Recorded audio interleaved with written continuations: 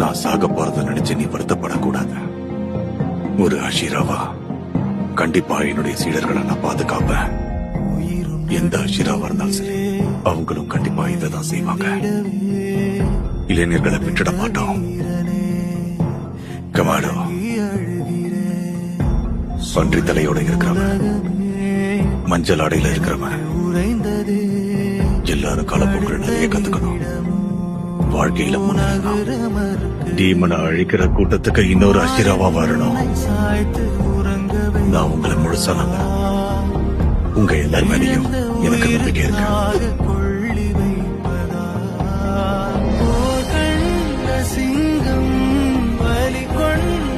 என்னால இதை நம்பவே முடியல.